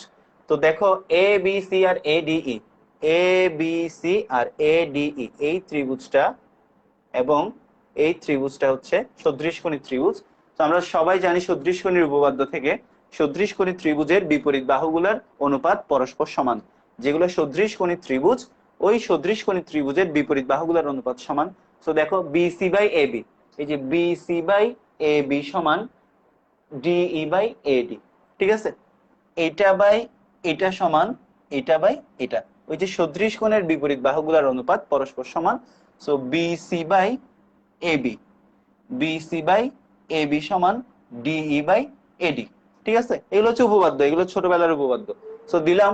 এবার দেখো এবি সমান কিন্তু 2AD। দেখো এই যে এবি সমান কিন্তু এডি এর দুইটা এডি যদি আমরা অ্যাড করি, এই যে দেখো এডি, এরকম দুইটা এডি যদি আমরা অ্যাড করি তাহলে কি পাবো? এবি পাবো। এরকম দুইটা এডি যদি আমরা অ্যাড করি তাহলে কি পাবো? এবি পাবো। তাহলে আমরা লিখতে পারি এবি সমান হচ্ছে 2AD সমান ডিই বাই এডি। তো এখন একটা জিনিস একটু দেখো, এখন তোমরা একটা জিনিস একটু দেখো, এডি এডি যদি চলে যায় তাহলে আর অবশিষ্ট কি থাকে? এখানে 2 থাকে। সো বিসি বাই 2 সমান ডিই, বিসি সমান 2 ডিই। সো এবার বিসি সমান কত? এই যে বিসি সমান কিন্তু আমাদের সাইন থিটা, আমাদের ফ্রনহফার শ্রেণী অপবর্তনে আমাদের যেটা জেনারেলাইজড পথপার্থক্য, বিসি সমান হচ্ছে sine theta. So sine theta সমান 2 ডিই। আবার সাইন থিটা সমান এখানে আমরা কত পাইছি? ল্যামডা পাইছি, কারণ প্রথম গৌণ অবমের জন্য সাইন থিটা সমান n ল্যামডা, n এর মান 1, so lambda. So sine theta সমান যদি আমরা ল্যামডা বসাই, সো ডিই সমান কত আসছে? ডিই সমান আসছে ল্যামডা বাই 2। তাহলে আমাদের এই দূরত্বটা কত আসছে? দেখো আমাদের এই দূরত্বটা আসছে ল্যামডা বাই 2। এই দূরত্বটা হচ্ছে কত? Lambda by 2। সো ডিই দূরত্বটা হচ্ছে ল্যামডা বাই 2। সো ডিই দূরত্ব ল্যামডা বাই 2 মানে হলো এই যে এ বিন্দু আর ডি বিন্দু থেকে যে তরঙ্গগুলো সৃষ্টি হবে। ভালো করে দেখো আমাদের ডিই দূরত্ব কত? ডিই দূরত্ব হচ্ছে ল্যামডা বাই 2। তাহলে প্রথমে আমাদের বিসি ছিল না পথপার্থক্য? বিসি কার জন্য পথপার্থক্য ছিল? এ বিন্দু থেকে সৃষ্ট তরঙ্গ আর বি বিন্দু থেকে সৃষ্ট তরঙ্গের পথপার্থক্য ছিল বিসি। এখন আমাদের ডিই সমান, যেহেতু আমরা ল্যামডা বাই 2 পাচ্ছি, ডিই সমান কি পাচ্ছি? ডিই সমান পাচ্ছি হচ্ছে ল্যামডা বাই 2। ডিই সমান কি পাচ্ছি? ডিই সমান ল্যামডা বাই 2 পাচ্ছি। সো এটা সবসময় মাথায় রাখবা, ডিই সমান ল্যামডা বাই 2 পাইছি মানে যে এ থেকে সৃষ্ট তরঙ্গটা আর ডি থেকে সৃষ্ট তরঙ্গটার মধ্যে পথপার্থক্য হচ্ছে কত? Lambda by 2। সো এই জন্যই লিখলাম, অর্থাৎ এ ও ডি হতে সৃষ্ট তরঙ্গদের পথপার্থক্য ল্যামডা বাই 2। তাহলে দেখো বি থেকে সি এর জন্য কত পথপার্থক্য ছিল? বি থেকে সি এর জন্য আমাদের পথপার্থক্য পাইছিলাম ল্যামডা। এই যে এখানে দেখো ল্যামডা, ঠিক আছে, এ সাইন থিটা সমান ল্যামডা বসাইছি না? বিসি সমান কত? বিসি সমান বসাইছি হচ্ছে এ সাইন থিটা, আবার এ সাইন থিটা সমান বসাইছি হচ্ছে ল্যামডা। ভালো করে দেখো, বিসি সমান বসালাম এ সাইন থিটা, আবার এ সাইন থিটা সমান বসালাম ল্যামডা। তাহলে এই যে বিসি সমান যদি এ সাইন থিটা হয়, এ সাইন থিটা সমান যদি ল্যামডা হয়, তাহলে বিসি সমান ল্যামডা। ভালো করে দেখো, তাহলে ভালো করে দেখো, বিসি সমান এ সাইন থিটা কোনখান থেকে পাইছি? এই যে এখান থেকে। বিসি সমান এ সাইন থিটা, আবার এখানে গৌণ অবমের জন্য পাইছি, প্রথম গৌণ অবমের জন্য পাইছি এ সাইন থিটা সমান হচ্ছে কত? ল্যামডা। সো আমরা বিসি সমান কি লিখতে পারি? ল্যামডা লিখতে পারি। তাহলে দেখো বিসি সমান হচ্ছে ল্যামডা, ডি সমান হচ্ছে ল্যামডা বাই 2। তাহলে একটা জিনিস একটু ভালো করে চিন্তা করে দেখো, এ থেকে সৃষ্ট তরঙ্গ আর ডি থেকে সৃষ্ট তরঙ্গের পথপার্থক্য হচ্ছে ল্যামডা বাই 2, আবার এ আর বি এর মধ্যে তরঙ্গ হচ্ছে ল্যামডা। তাহলে ডি, বি আর ডি এর মধ্যে আর কতটুকু পথপার্থক্য হবে? Lambda minus lambda by 2। ঠিক আছে, তাহলে বি আর ডি হতে সৃষ্ট তরঙ্গের পথপার্থক্য কত হবে? Lambda minus lambda by 2, that is lambda by 2। ঠিক আছে, আবার বলতেছি, যেহেতু ডি টা কত আসছে? ল্যামডা বাই 2 আসছে, তাহলে এ আর ডি থেকে সৃষ্ট তরঙ্গের পথপার্থক্য ল্যামডা বাই 2। আবার এ আর বি থেকে সৃষ্ট তরঙ্গের পথপার্থক্য হচ্ছে ল্যামডা। তাহলে হোয়াট অ্যাবাউট বি আর ডি থেকে? তাহলে আমি এ আর বি থেকে যেটা আসছে সেটা, এ আর ডি থেকে যেটা আসছে সেটা যদি বাদ দিয়ে দিই, তাহলে আমি বি আর ডি থেকে সৃষ্ট তরঙ্গের পথপার্থক্য পেয়ে যাব। তাহলে দেখো আমাদের এ বি এর মধ্যে পথপার্থক্য হচ্ছে ল্যামডা, এডি এর মধ্যে পথপার্থক্য হচ্ছে ল্যামডা বাই 2। তাহলে আমাদের বিডি এর মধ্যে পথপার্থক্য কত? Lambda minus lambda by 2, so that is lambda by 2। তাহলে আমাদের বিডি এর জন্য পথপার্থক্য কত পাচ্ছি? ল্যামডা বাই 2 পাচ্ছি। তো এটা হচ্ছে আমাদের প্রথম গৌণ অবমের জন্য শর্ত। এটা হচ্ছে আমাদের প্রথম গৌণ অবমের জন্য শর্ত। সেম ভাবে আমাদের দ্বিতীয় গৌণ অবমের জন্য আসবে, তৃতীয় গৌণ অবমের জন্য আসবে, এনতম গৌণ অবমের জন্য আসবে। সো দেখো দ্বিতীয় গৌণ অবমের জন্য এস সাইন থিটা সমান কত? 2 ল্যামডা, বিকজ এখানে আমার n এর মান হচ্ছে 1, তাহলে এখানে n এর মান কত হবে? 2 হবে। দ্বিতীয় গৌণ অবমের জন্য আমার n এর মান কত হবে? 2 হবে। তো n এর মান 2, সো sin থিটা সমান কত? 2 ল্যামডা। এখন আবার আশা করি বুঝতে পারছো যে প্রথম গৌণ অবমের জন্য যদি n এর মান 1 হয়, দ্বিতীয় গৌণ অবমের জন্য অবশ্যই অবশ্যই কি হবে? n এর মান হবে 2। এখন তাহলে দেখো n এর মান যদি 2 হয়, আমরা 2 ল্যামডাকে একটু ভেঙে লিখতে পারি কিভাবে? 4 ইনটু ল্যামডা বাই 2। ঠিক আছে, 2 ল্যামডাকে আমরা কিভাবে ভেঙে লিখতে পারি? 2 ল্যামডাকে আমরা ভেঙে লিখতে পারি 4 ইনটু ল্যামডা বাই 2। তাহলে দেখো ল্যামডা বাই 2 এর সহগ এখন কত? 4। তাহলে আগে আমাদের ছিল ল্যামডা বাই 2 এর সহগ 2। সো ল্যামডা বাই 2 এর সহগ যখন 2 ছিল, আমরা চিরকে 2 ভাগে ভাগ করছি। আমাদের এইগুলো সেম থাকবে, আমাদের জাস্ট মেইন কাহিনী হচ্ছে এই জায়গাটাতে। আমাদের মেইন কাহিনী কোথায়? আমাদের মেইন জিনিসটা হচ্ছে এই জায়গাটাতে। তাহলে ভালো করে দেখো, আমাদের মেইন কাহিনী যদি এই জায়গাটাতে হয়, এই জায়গাটাতে আমাদের মেইন কাহিনী। সো এই জায়গাতে আমাদের প্রথমে যখন তোমার λ/2 এর সহগ 2 ছিল, তখন আমি চিরকে 2 ভাগে ভাগ করছি। প্রথমে যখন আমাদের λ/2 এর সহগ 2 ছিল, তখন আমি চিরকে 2 ভাগে ভাগ করছি। এখন আমাদের λ/2 এর সহগ হচ্ছে 4, সো চিরকে আমার 4 ভাগে ভাগ করতে হবে। তাহলে লিখো এখানে λ/2 এর সহগ যত, চিরকে ঠিক তত ভাগে ভাগ করতে হবে। λ/2 এর সহগ যত, চিরকে তত ভাগ করতে হবে। তাহলে দেখো λ/2 এর সহগ যত, আমরা চিরকে ঠিক তত ভাগ করব। সো এখানে λ/2 এর সহগ হচ্ছে 4, সো এই পুরো চিরকে, এই যে এটা পুরোটা হচ্ছে কিন্তু এ, রাইট? এই যে এবি, এই যে এটাই হচ্ছে পুরোটা। এই পুরোটাকে আমরা এখন কি করতেছি? 4 ভাগে করতেছি। এই যে 1 ভাগ, 2 ভাগ, 3 ভাগ, 4 ভাগ, দেখছো? সো আমরা কি করছি? আমরা এখন 4 ভাগে ভাগ করে নিছি, ঠিক আছে? তো 4 ভাগে যখন ভাগ করলাম, যেহেতু আমরা এখানে দেখে ফেলছি প্রত্যেকটা ভাগ এ আর ডি এর মধ্যে পথ পার্থক্য হচ্ছে λ/2, ডি আর বি এর মধ্যে পথ পার্থক্য হচ্ছে λ/2। সো এখানে এখানে ছিল λ/2 আর λ/2, দুইটা λ/2 যোগ করলে 2λ/2। কখন? প্রথম গৌণ অবমের জন্য। তাহলে দেখো প্রথম গৌণ অবমের জন্য λ/2 কয়টা? দুইটা। এই যে দেখো, একটা λ/2, দুইটা λ/2। তাহলে আমাদের দ্বিতীয় গৌণ অবমের জন্য কয়টা λ/2? চারটা। তাহলে প্রত্যেকটা কত করে? এই যে এটা একটা λ/2, এটা একটা λ/2, এটা একটা λ/2, এটা একটা λ/2। সো টোটাল 4টা λ/2। সো তুমি যখন টোটাল 4টা λ/2 যোগ করে দিবা, তখন তুমি কি পাবা? 2λ পাবা। সো দ্যাট ইজ এটা হচ্ছে এ আর বি এর মধ্যে তোমার কি, এ আর বি এর মধ্যে তোমার পথ পার্থক্য হচ্ছে 2λ। তাহলে এটা এই যে এ আর ডি এর মধ্যে পথ পার্থক্য কত? λ/2। ডি আর ই এর মধ্যে পথ পার্থক্য কত? λ/2। ই আর এফ এর মধ্যে পথ পার্থক্য λ/2। এফ আর বি এর মধ্যে পথ পার্থক্য λ/2। মানে টোটাল কয়টা λ/2? চারটা। বিকজ আমি λ/2 এর সহগ যত, চিরকে তত ভাগে ভাগ করছি। প্রত্যেকটা ভাগে একটা একটা করে λ/2 পড়ছে। সো সেম ভাবে আমি যদি তৃতীয় গৌণ অবমের জন্য দেখি, তাহলে sin থিটা সমান কি হবে? n এর মান হবে 3। সো 3λ। সো 3λ কে তুমি যদি অ্যানালাইসিস করো, 6 ইন্টু λ/2। সো এখানে λ/2 এর সহগ হচ্ছে 6। তখন আমরা চিরকে 6 ভাগে ভাগ করব, তখন আমাদের 6টা λ/2 আসবে। তাহলে এখন এই যে গৌণ অবম গুলো পড়ালাম, এই গৌণ অবম গুলো একটু অ্যানালাইসিস করো। প্রথম গৌণ অবমের জন্য আসছিল 2 ইন্টু λ/2, দ্বিতীয় গৌণ অবমের জন্য আসছে 4 ইন্টু λ/2, তৃতীয় গৌণ অবমের জন্য আসছে 6 ইন্টু λ/2। তাহলে দেখো তো λ/2 এর জোড় গুণিতক আসতেছে না বারবার? দেখো প্রথম গৌণ অবমের জন্য λ/2 এর 2 গুণ আসছে, তাহলে 2। দ্বিতীয় গৌণ অবমের জন্য λ/2 এর 4 গুণ আসছে, তাহলে 4। প্রথমে 2, তারপর 4, 2λ/2, এরপর হচ্ছে 4λ/2। এরপর তৃতীয় গৌণ অবমের জন্য আসছে আমার 6λ/2। তাহলে λ/2 এর বারবার কি গুণিতক আসতেছে? জোড় গুণিতক আসতেছে। তাহলে দেখো, তাহলে আমরা বুঝে গেছি যে λ/2 এর জোড় গুণিতক আসলে কি গঠিত হবে? গৌণ অবম গঠিত হবে। সো এটা সবসময় মাথায় রাখবা। তো ব্যতিচারের ক্ষেত্রে তোমার গঠনমূলক ব্যতিচার আর গৌণ অবম একই জিনিস, মানে উল্টা, পুরোটা উল্টা। গঠনমূলক ব্যতিচারের সাথে গৌণ অবম একই জিনিস। মানে গঠনমূলক ব্যতিচারে কিন্তু আলো গঠিত হয়, এখানে গৌণ অবমে কিন্তু অন্ধকার গঠিত হয়। সো গঠনমূলক ব্যতিচার আর ব্যতিচারের জন্য গঠনমূলক ব্যতিচারে যা শর্ত, আর অপবর্তনের জন্য গৌণ অবমে বা অন্ধকারে একই শর্ত, ঠিক আছে? সো দেখো, আমরা যখন λ/2 এর জোড় গুণিতক হতো, তখন গঠনমূলক ব্যতিচার পাইতাম বা আলো পাইতাম। তো অপবর্তনে ওই সেম জিনিসটার জন্য λ/2 এর জোড় গুণিতকের জন্য আমরা এখানে কি পাবো? শ্যাডো বা অন্ধকার পাবো বা গৌণ অবম পাবো। তো দেখো, প্রথমটার জন্য 2λ/2, দ্বিতীয়টার জন্য 4λ/2, তৃতীয়টার জন্য 6λ/2। এইভাবে n তম গৌণ অবমের জন্য কি হবে? n তম গৌণ অবমের জন্য হবে হচ্ছে twice n ইন্টু λ/2। কারণ 2, 4, 6, 8, 10, 12, টোয়াইস এন হচ্ছে জোড় সংখ্যা। সো λ/2 এর জোড় গুণিতক হচ্ছে কিসের জন্য? গৌণ অবমের জন্য পথ পার্থক্য। সো গৌণ অবমের জন্য বাই ডিফল্ট পথ পার্থক্য ছিল sin থিটা। সো যেটা গৌণ, যেটা তোমার ফ্রনহফার শ্রেণীর অপবর্তনের জন্য বাই ডিফল্ট পথ পার্থক্য হচ্ছে sin theta. So sin theta সমান গৌণ অবমের জন্য কি পাইছি? 2n ইন্টু λ/2 পাইছি।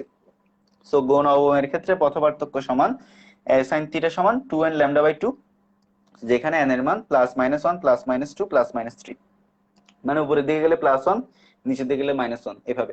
সো আর থিটা হচ্ছে এখানে অপবর্তন কোণ, যেটা আগে দেখাইছিলাম। থিটা হচ্ছে আমাদের অপবর্তন কোণ। সো এই হচ্ছে আমাদের গৌণ অবম। তোমাদের লাস্টে দিয়ে এসে, একদম লাস্টে দিয়ে এসে ম্যাথ করার জন্য এটা লাগবে, ঠিক আছে? লাস্টে দিয়ে এসে ম্যাথ করার জন্য এই জিনিসটা লাগবে, a sin থিটা সমান twice n lambda by two. So এই জিনিসটা মাথায় রাখবা, গৌণ অবমের ক্ষেত্রে শর্ত হচ্ছে a sin থিটা সমান twice n lambda by two, যেখানে a হচ্ছে চিহ্নের মধ্যবর্তী দূরত্ব, থিটা n হচ্ছে অপবর্তন কোণ, n হচ্ছে কি কততম গৌণ অবম, ল্যামডা হচ্ছে যে আলোটা তুমি ফেলতেছো ওই আলোটার কি তরঙ্গ দৈর্ঘ্য। সো এই জিনিসগুলো আশা করি তোমরা সবাই বুঝতে পারছো। সো গৌণ অবম যেহেতু বুঝে গেছো, গৌণ চরমটা কি হবে, এখানে যেহেতু তোমার বিজোড় সংখ্যা গঠিত হয়েছে, জোড় সংখ্যা গঠিত হয়েছে, গৌণ অবমে যেহেতু জোড় সংখ্যা গঠিত হয়েছে, তাহলে একটা আলোর পরেই তো একটা অন্ধকার, তাহলে একটা জোড়ের পরেই তো একটা বিজোড় আসবে, তাই না? টু এর পরে থ্রি আসবে, টু এর পর তো কখনো ফোর আসবে না। তাহলে একটা আলো একটা অন্ধকার, একটা অন্ধকারের পর একটা আলো, তাহলে অন্ধকারে যেহেতু জোড়, তাহলে আলো তো নিশ্চয়ই বিজোড় হবে, এটা খুবই স্বাভাবিক। সো এই জিনিসে যাচ্ছি আগে, গৌণ অবমের ক্ষেত্রে পথ পার্থক্য a sin থিটা সমান 2n ল্যামডা বাই 2, এই জিনিসটা আশা করি সবাই বুঝতে পারছো, ঠিক আছে? সবাই একটু স্ক্রিনশট তুলে নাও, সবাই একটু স্ক্রিনশট তুলে নাও, এরপর আমি মুছে গৌণ চরমটাও বলে দিচ্ছি, ঠিক আছে? সবাই একটু স্ক্রিনশট তুলে নাও, এরপর আমি মুছে গৌণ অবমটা বলে দিচ্ছি।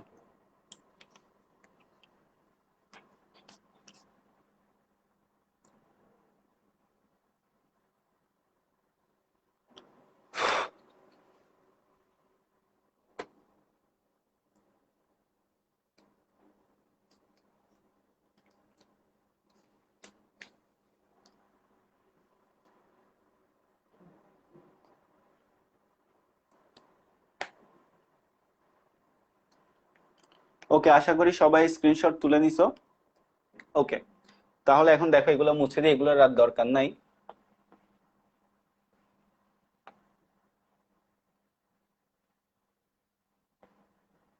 তো এখান থেকে আমরা দেখতে পেলাম কি, এখান থেকে আমরা দেখতে পেলাম ল্যামডা বাই টু এর জোড় গুণিতকের জন্য, পথ পার্থক্য ল্যামডা বাই টু এর জোড় গুণিতকের জন্য কি গঠিত হয়, গৌণ অবম গঠিত হয়।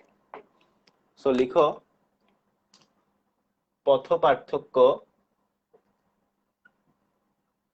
পথ পার্থক্য ল্যামডা বাই টু এর জোড় গুণিতক এর জন্য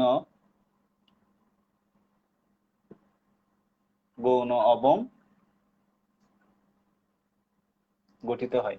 সো গৌণ অবমের ক্ষেত্রে শর্তটা আমরা দেখে নিছি। তাহলে দেখো সিমিলারলি, লিখো সিমিলারলি পথ পার্থক্য যদি ল্যামডা বাই টু এর বিজোড় গুণিতক হয়, পথ পার্থক্য যদি কি হয়, ল্যামডা বাই টু এর বিজোড় গুণিতক হয়, তাহলে কি গঠিত হবে, গৌণ চরম গঠিত হবে।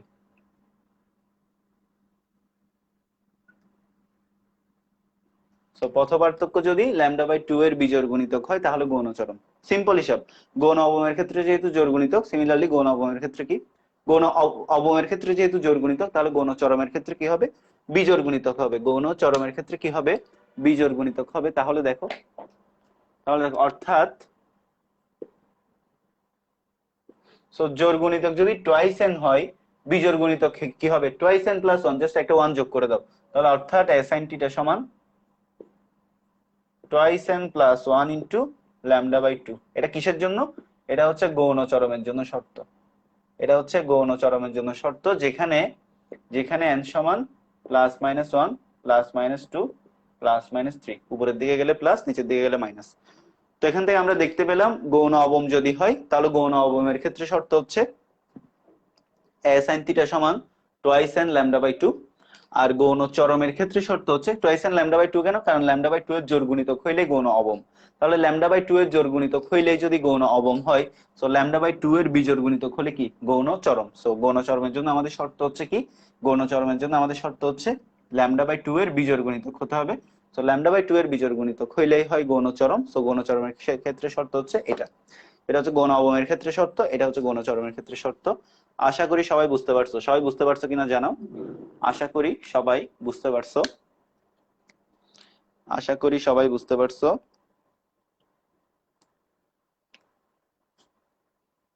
তো আমাদের লাস্ট একটা টপিক বাকি আছে, এই টপিকটা পড়লেই শেষ, সেটা হচ্ছে অপবর্তন গ্রেটিং। অপবর্তন গ্রেটিং পড়লে তোমাদের যেহেতু সমাবর্তন সিলেবাসে নাই, এটা দিয়ে কোনো সিকিউ এমনি সিলেবাসে থাকলেও আসে না। তো এই জিনিসটা টোটালি দরকার নেই, টোটালি ওটা বাদ। সো এতটুকু পড়লেই তোমাদের ভৌত আলোক বিজ্ঞান থেকে, ফিজিক্যাল অপটিক্স থেকে যেহেতু তোমাদের 8টা কোয়েশ্চেন আসবে, তো 2টা কোয়েশ্চেন আসার পসিবিলিটিস খুব বেশি।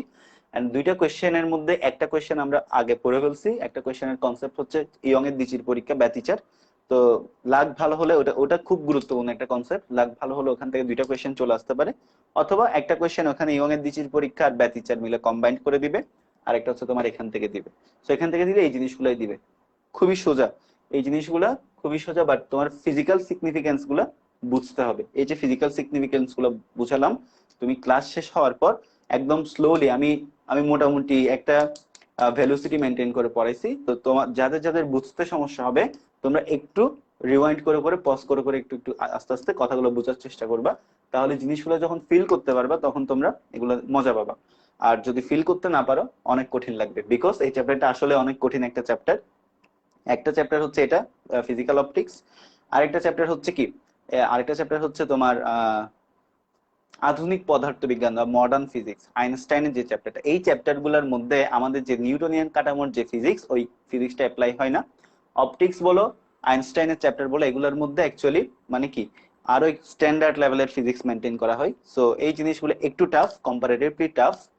অন্যান্য চ্যাপ্টার গুলো হচ্ছে আহ লজিক্যাল লজিক্যাল চ্যাপ্টার, মানে লজিকের উপর বেস করে চলে। বাট এই জিনিসগুলো তোমাকে কি অ্যাকচুয়াল ফিজিক্সটা ফিল করতে হবে। সো আচ্ছা, লাস্ট কনসেপ্টে চলে যাই।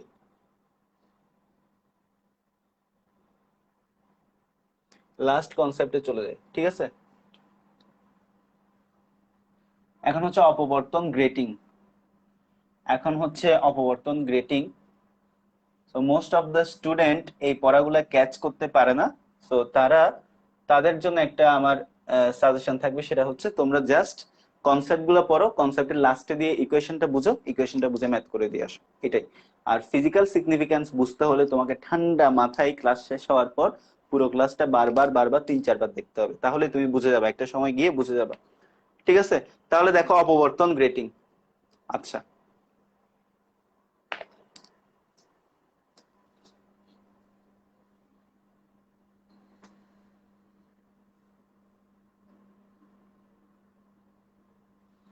এখন আমরা দেখব হচ্ছে অপবর্তন গ্রেটিং। সো লিখো অপবর্তন গ্রেটিং। ঠিক আছে, দেখো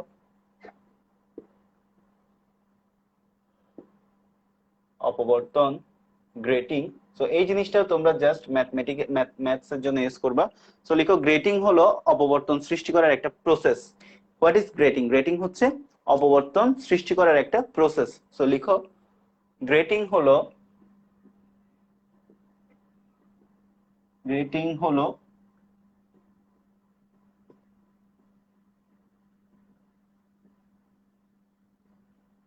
অপবর্তন সৃষ্টি করার একটি প্রক্রিয়া।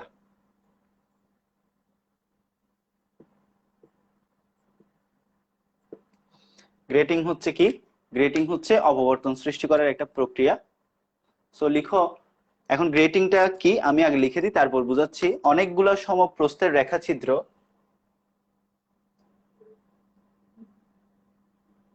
অনেকগুলা সমপ্রস্থের রেখাছিদ্র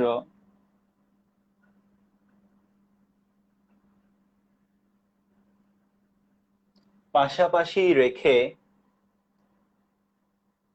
অনেকগুলা সমপ্রস্থের রেখাছিদ্র পাশাপাশি রেখে গ্রেটিং গঠন করা হয়।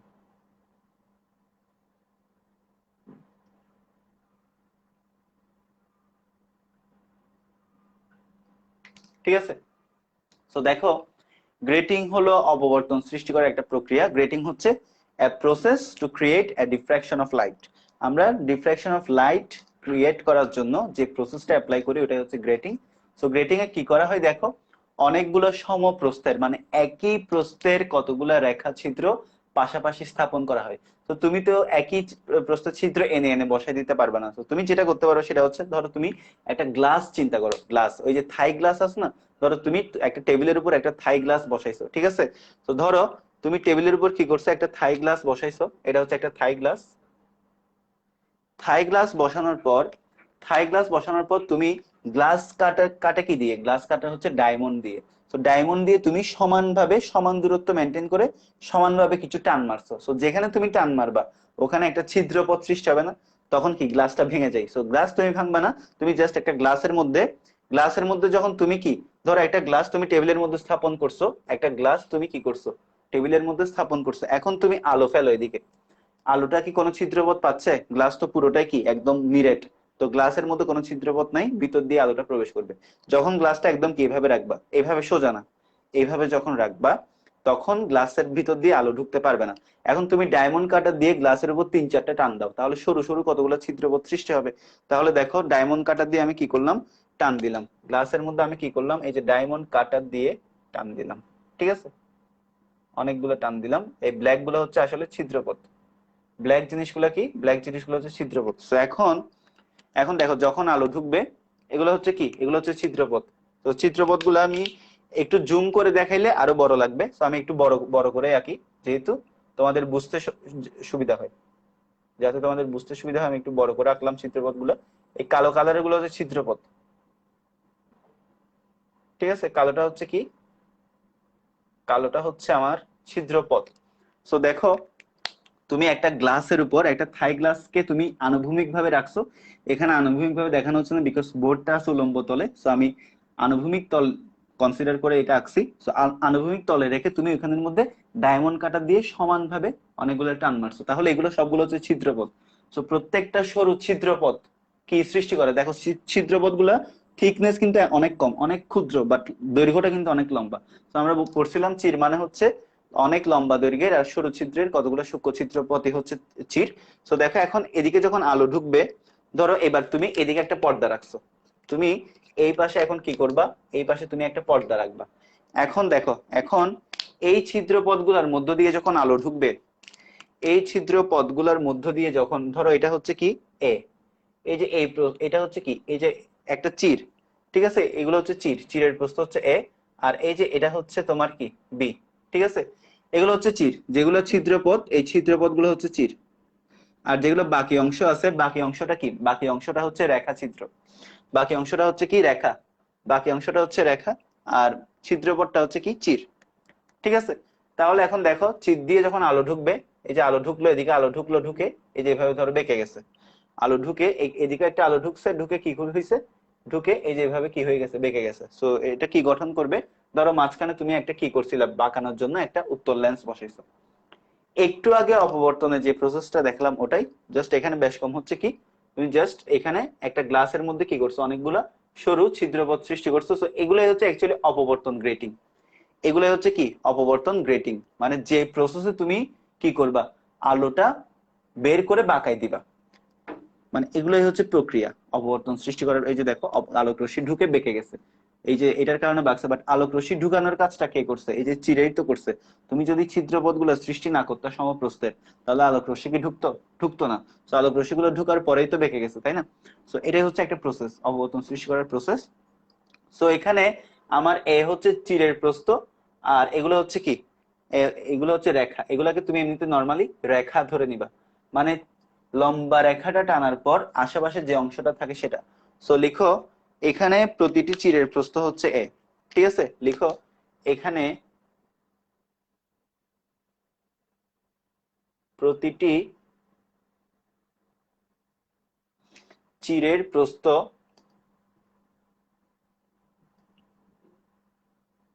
সমান এ, প্রতিটি রেখা,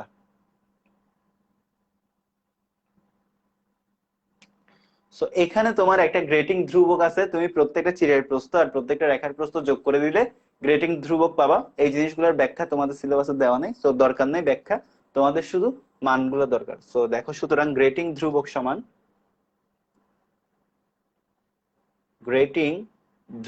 সমান A plus B. So grating ধ্রুবককে ডি দ্বারা ডিনোট করা হয়, সো ডি সমান কত, ডি সমান হচ্ছে এ প্লাস বি, ঠিক আছে। তো মাথায় রাখবা প্রত্যেকটা চিরের প্রস্থ আর প্রত্যেকটা রেখার প্রস্থ যোগ করলে যেটা পাবা সেটা হচ্ছে গ্রেটিং ধ্রুবক। এই জিনিসগুলার কোনো স্পেসিফিক ব্যাখ্যা দেওয়া নেই, জাস্ট এভাবেই ব্যাখ্যা করা আছে যে গ্রেটিং ধ্রুবক সমান এ প্লাস বি। এগুলোর ব্যাখ্যাগুলো দরকার নেই, তোমাদের কখনো আসবে না, জাস্ট তোমরা মনে রাখবা গ্রেটিং ধ্রুবক হচ্ছে কত, a প্লাস বি। সো এই জিনিসটা মাথায় রাখলে হবে। তাহলে আরেকটা জিনিস দেখো, এটাও যেহেতু অপবর্তন, এটা যেহেতু অপবর্তন এন্ড এ আর বি কে আমি একসাথে কি দিয়ে লিখতেছি, ডি দিয়ে লিখতেছি, ডি দিয়ে লিখতেছি। তাহলে আগে যখন আমার টোটাল দূরত্বটা এ ছিল, তখন আমার আমার পথ পার্থক্য ছিল এ সাইন থিটা। একটু আগে তোমাদের যে কনসেপ্টটা পড়াইছিলাম ফ্রনহপার শ্রেণীর অপবর্তন, সেখানে আমার পথ পার্থক্য কত ছিল, পথ পার্থক্য ছিল হচ্ছে এ সাইন থিটা। আর এখানে যেহেতু টোটাল দূরত্বটা ডি, তাহলে এখানে আমার পথ পার্থক্য হচ্ছে ডি সাইন থিটা। তাহলে লিখো পরপর দুটি চির থেকে আগত তরঙ্গগুলোর পথ পার্থক্য, পরপর দুইটি চির থেকে, পরপর দুইটা চির, চির মানে পরপর দুইটা, এই যে দেখো একটা দুইটা, দুইটা সরু ছিদ্রপথ, পরপর দুইটা সরু ছিদ্রপথ থেকে বা চির থেকে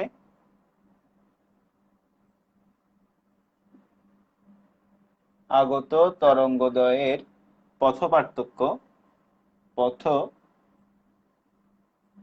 পার্থক্য সমান ডি সাইন থিটা। ঠিক আছে? সো একটু আগে যেটা দেখেছিলাম, ওখানে আমার টোটাল দূরত্ব ছিল এ, সো এখানে আমার ছিল এ সাইন থিটা, এখানে হচ্ছে ডি সাইন থিটা। সো ওইখানে এ সাইন থিটা যেভাবে আসছিল, এখানে ডি সাইন থিটাটা ঠিক সেম ভাবেই আসবে। সো ওখানে একবার যেহেতু দেখাইছি, এখানে আর দেখানোর দরকার নাই, এখানে এটাই হচ্ছে কাজ। ওকে, সো আশা করি তোমরা সবাই বুঝতে পারছো। এখন লেখো গ্রেটিং এ, দেখো এই যে ডি, এই যে ডি এর মধ্যে আমার রেখা কয়টা, এখানে একটা না, ডি এর মধ্যে রেখাচিত্র কয়টা, একটা। তাহলে গ্রেটিং এ দেখো, গ্রেটিং এ ডি দৈর্ঘ্যে রেখাচিত্রের সংখ্যা একটি, ডি দৈর্ঘ্যে রেখার সংখ্যা একটি। তাহলে সুতরাং একক দৈর্ঘ্যের রেখার সংখ্যা হচ্ছে 1/d। ঠিক আছে? তাহলে দেখো এই যে ডি, এ আর বি মিলেই তো ডি হয়, প্রত্যেকটা চিরের প্রস্থ, এই যে প্রত্যেকটা চিরের প্রস্থ আর হচ্ছে রেখা, এই যে সাদা রেখাটা, এটা মিলেই তো টোটাল ডি। তাহলে ডি দৈর্ঘ্যে আমার রেখার সংখ্যা কয়টা, একটা। তাহলে একক দৈর্ঘ্যে রেখার সংখ্যা কত, 1/d। সো 1/d কে লেখা হয় n। সো 1/d কে একক দৈর্ঘ্যে রেখার সংখ্যাকে n দ্বারা প্রকাশ করা হয়, n সমান হচ্ছে 1/d। সো n হচ্ছে কি, n হচ্ছে একক দৈর্ঘ্যে রেখার সংখ্যা, n হচ্ছে কি একক দৈর্ঘ্যে রেখার সংখ্যা। সো এগুলো হচ্ছে আমাদের অপবর্তন গ্রেটিং এর কিছু ফান্ডামেন্টাল বেসিস। আবার এই অপবর্তন গ্রেটিং এর ক্ষেত্রে তোমার কি আছে, এই অপবর্তন গ্রেটিং এর ক্ষেত্রে কিন্তু উজ্জ্বল বিন্দু অনুজ্জ্বল বিন্দু আছে। মজার ব্যাপার হচ্ছে ব্যতিচারের উজ্জ্বল বিন্দুর জন্য যা শর্ত, অপবর্তন গ্রেটিং এর জন্য কিন্তু একই শর্ত। ব্যতিচারের অন্ধকার বিন্দুর জন্য যা শর্ত, অপবর্তন গ্রেটিং এর অন্ধকার বিন্দুর জন্য একই শর্ত। তাহলে বেশ কম, শুধু কে, অপবর্তন শুধু একটু আলাদা। অপবর্তন পুরোটাই উল্টা, ব্যতিচার এবং অপবর্তন গ্রেটিং এর শর্ত একই, এবং ব্যতিচার আর অপবর্তন গ্রেটিং যা মানে, অপবর্তন তার বিপরীতটা মানে। ব্যতিচার অপবর্তন গ্রেটিং যা মানবে, অপবর্তন মানবে তার বিপরীতটা। জাস্ট এই তিনটা লজিক মাথার মধ্যে রাখবা। ব্যতিচারের ক্ষেত্রে উজ্জ্বল বিন্দুর জন্য যা শর্ত, অপবর্তন গ্রেটিং এর ক্ষেত্রে উজ্জ্বল বিন্দুর জন্য একই শর্ত। ব্যতিচারের ক্ষেত্রে অন্ধকার বিন্দুর জন্য যা শর্ত, অপবর্তন গ্রেটিং এর ক্ষেত্রে অন্ধকার বিন্দুর জন্য তাই শর্ত। তাহলে এখানে আর শর্তগুলো আমাদের প্রমাণ করতে হবে না। তো সিম্পলি লিখো এখানে, সিম্পলি এখানে লিখো। তাহলে এখন দেখো, এখানে লিখো উজ্জ্বল বিন্দুর জন্য,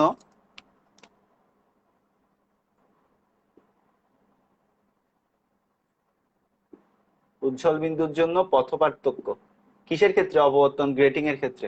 উজ্জ্বল বিন্দুর জন্য পথ পার্থক্য ডি সাইন থিটা সমান, তাহলে ব্যতিচারে আমার কখন উজ্জ্বল বিন্দু পাইতাম, λ/2 এর জোড় গুণিতক হইলে, তাহলে টুয়াইস n λ/2। তো যেখানে n এর মান কত, +-1 +-2 +-3। ঠিক আছে? সো ব্যতিচারে যেমন আমরা λ/2 এর, ব্যতিচারে আমরা কি পাইতাম, ব্যতিচারে আমরা পথ পার্থক্য λ/2 এর জোড় গুণিতক হইলে কি পাইতাম, উজ্জ্বল বিন্দু পাইতাম। ঠিক সেম ভাবে অবর্তন গ্রেটিং এ আমরা যখন λ/2 এর জোড় গুণিতক পাবো, পথ পার্থক্যের মান, পথ পার্থক্য তো ডি সাইন থিটা আগেই লিখে দিয়েছিলাম, পথ পার্থক্য ডি সাইন থিটা আগেই লিখে দিয়েছিলাম। সো λ/2 এর জোড় গুণিতক হইলে কি পাবো, উজ্জ্বল বিন্দু পাবো। ঠিক সেম ভাবে ব্যতিচারের মতো লিখে রাখো, ব্যতিচারের মতো সেম, ব্যতিচারের মতোই, ব্যতিচারের মতোই। ঠিক আছে, এটা হচ্ছে ব্যতিচারের মতোই। ব্যতিচারের মধ্যে। তাহলে উজ্জ্বল বিন্দুর জন্য আমার ডি সাইন থিটা সমান হচ্ছে টোয়াইস এন ল্যামডা বাই 2। তাহলে অন্ধকার বিন্দুর জন্য কি হবে বলো?